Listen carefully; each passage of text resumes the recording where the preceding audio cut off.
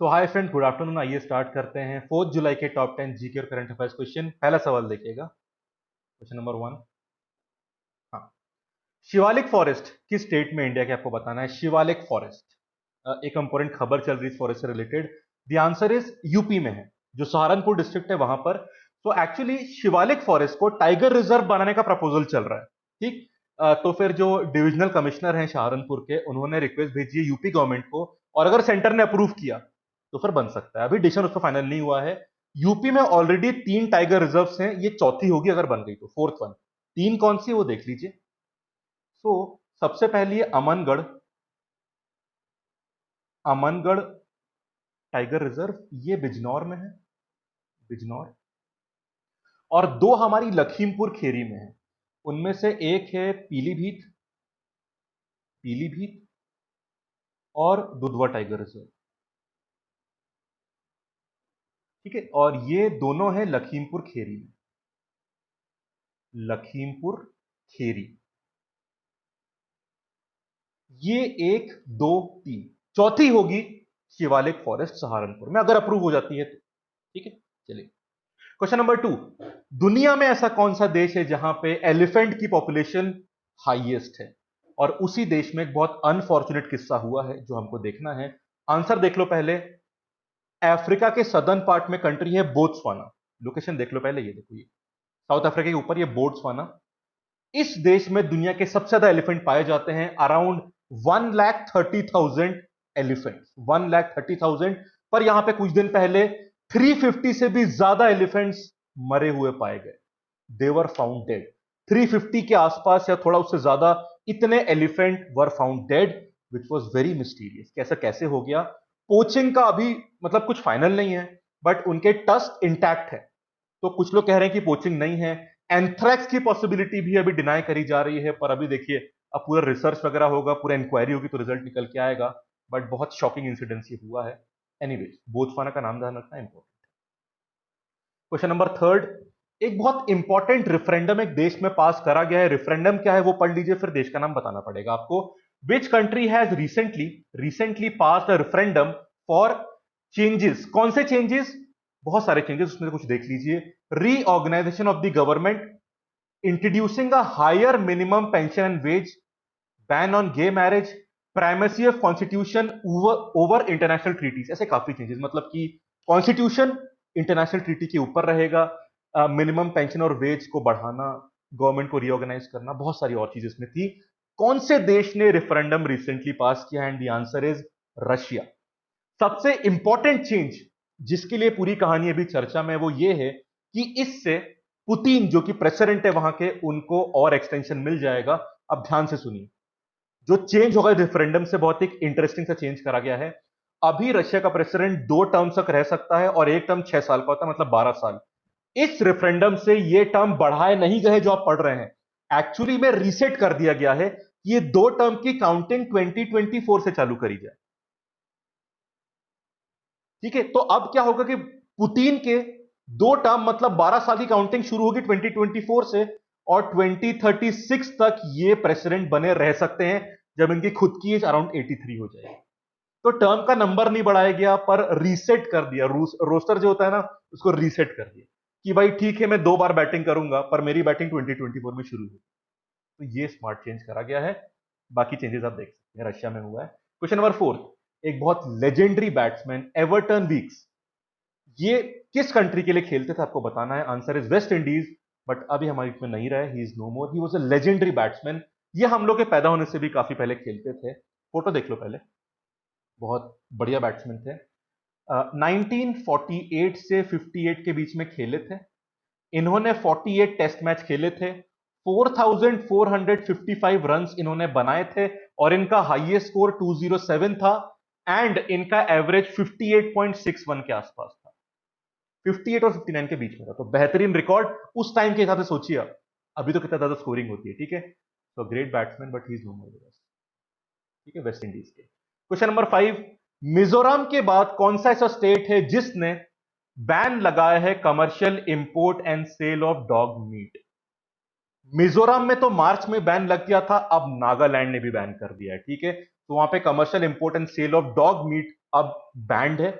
Actually कई, जैसे दीमापुर में जो डॉग मार्केट है, वहां की जो फोटोज आते थे दे वर वेरी डिस्टर्बिंग।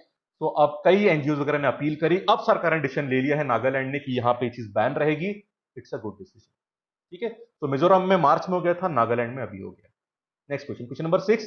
किस स्टेट गवर्नमेंट ने एक ई लर्निंग पोर्टल को लॉन्च किया जिसका नाम है लीड?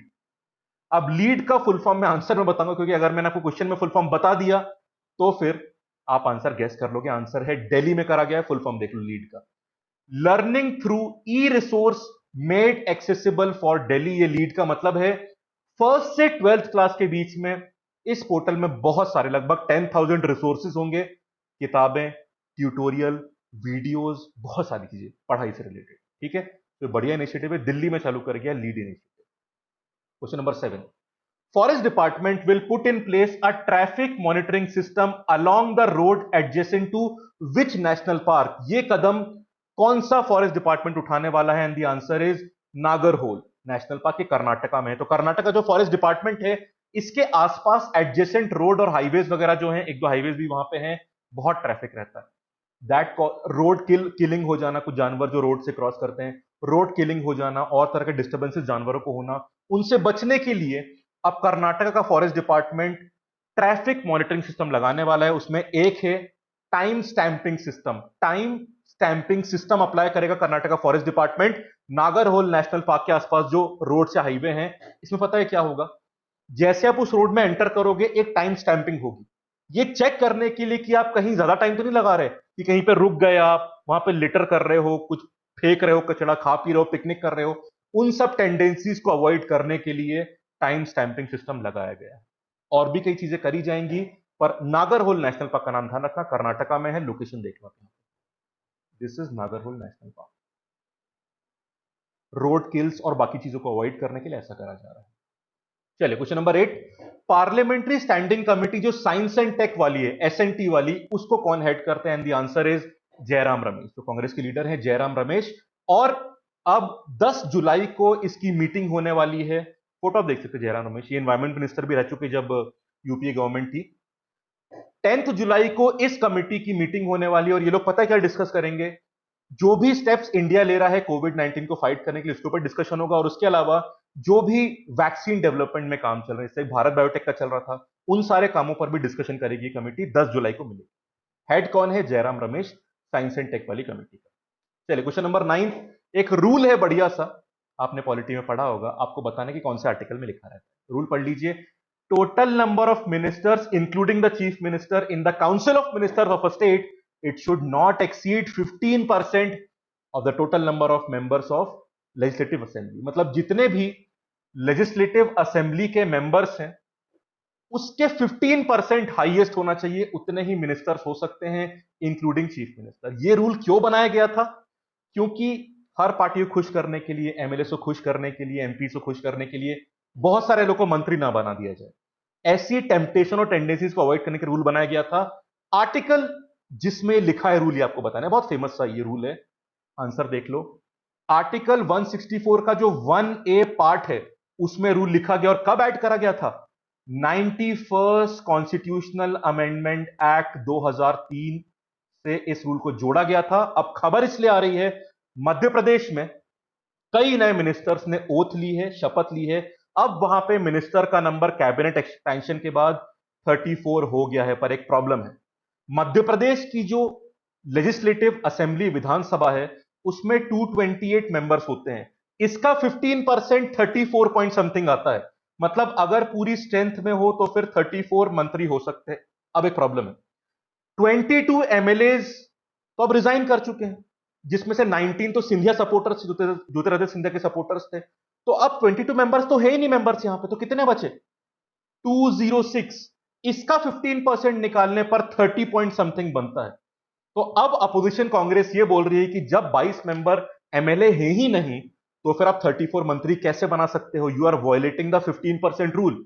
4 कम बनने चाहिए, क्योंकि जब मेंबर्स ही 206 हैं, तो फिर मंत्रियों के नंबर में तो 15% उनसे कम ही आनी चाहिए। Very interesting allegation. ठीक है, प्रेसिडेंट वगैरह, कांग्रेस वगैरह ने अपील करी। अब डिसीजन क्या होता है वो देखते हैं, बट रूल इंटरेस्टिंग है। आर्टिकल ये रहा, अमेंडमेंट ये रहा, समझ गए? 10th question. Who has been appointed as prime minister by the French president Emmanuel Macron. तो मैक्रोन जी जो प्रेसिडेंट है फ्रांस के, उन्होंने पीएम कैसे अपॉइंट किया है? And the answer is gene Castex.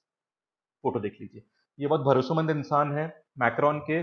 और जो पूरा लॉकडाउन का डिजाइनिंग, जो पूरा प्रोग्रामिंग या फिर जो पूरा इंप्लीमेंटेशन करा गया था उसमें, फ्रांस में जो भी कोविड-19 के लिए, उसमें कैस्टेक्स ने बहुत इंपॉर्टेंट रोल प्ले किया। अब इनको प्राइम मिनिस्टर बनाया गया है। This was the 10th question. कल फिर मुलाकात होगी, होपफुली क्वेश्चन पसंद आए होंगे आप लोग। Thank you, have a nice day.